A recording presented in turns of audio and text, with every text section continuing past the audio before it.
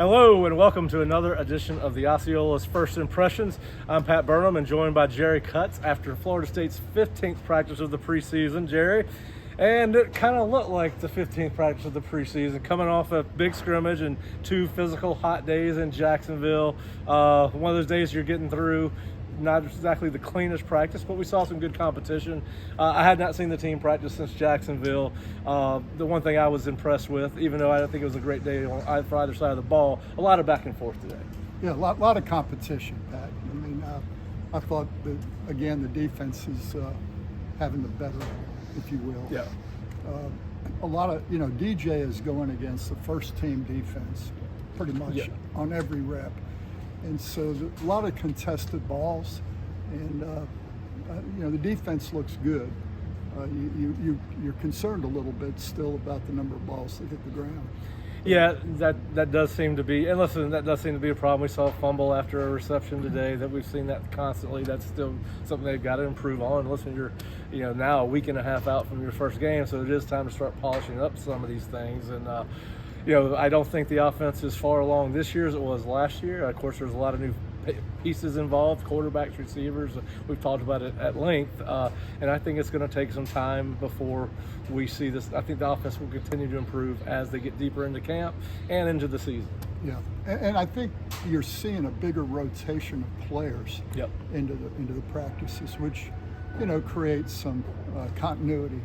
Yeah, and speaking of rotation, today we saw a lot of Bryson SDs, which, it's good to see another depth piece for this offensive line, an offensive guard.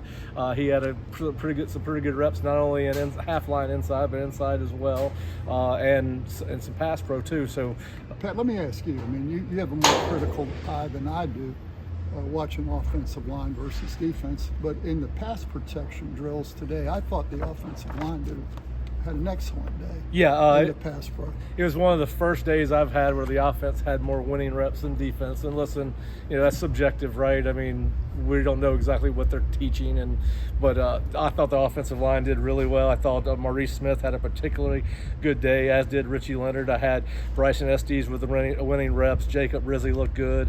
We're starting to continue to see the continued development of 2 young guys that I think could be very important pieces for Florida State later in the year, and that, of course, is Andre Otto, and we've even seen more and more out of Lucas Simmons. Lucas had a particularly good day in pass pro, and Andre's just one of those guys. He's going to find his way on the field. We see him lined up just about everywhere on the offensive line, and I think the continued development of those guys has just been important as the continuity that we've seen from the first team, which we expect to be a very good offensive line.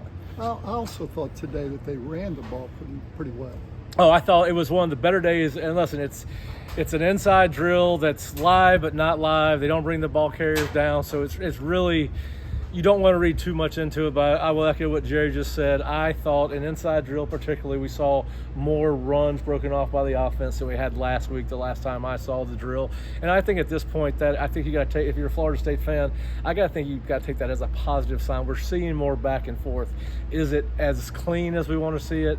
No, but I do think practices are becoming more competitive, as you alluded to. The defense and we've talked about this for 4 years with the Osceola, the defense is typically ahead of the offense in preseason camp, and you got to be careful when you're making these judgments, because we don't see the live football, we don't see the Saturday scrimmages, but we did hear Mike Norvell talk about the fact that it was more competitive between 2 sides of the ball, and I think that's what we saw at practice today.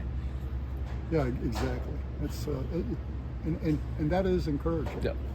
Yeah, another couple kids that stood out today. Kevin Knowles had a strong practice, Jerry. I thought he had one of his better practices, and obviously he's a guy that had a lot of expectations when it came to Florida State. Probably didn't have the kind of season he probably wanted to last year. So it's good to see that him continue to grow as a football player. And I thought he had one of his better practices today. And then listen, we talk about tight ends and guys that catch the ball, and I could say Amari Williams again. He's got some of the best hands of anybody on the team, regardless of position.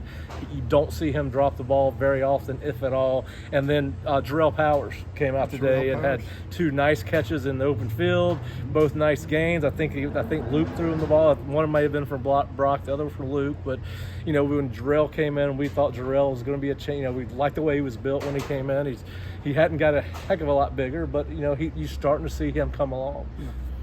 So it's listen, this team, and probably the thing I'm most happy about, they finally started installing scout teams and working on Georgia Tech. So we are finally at the 2024 football season. But we will be back tonight live on Osceola YouTube, Osceola Facebook, and then my Twitter page, Osceola Pat, and we will do a live 6 p.m. Seminole sidelines. We'll talk a little bit more at length with Jerry and Bob about their experience in Jacksonville, what they saw from the team.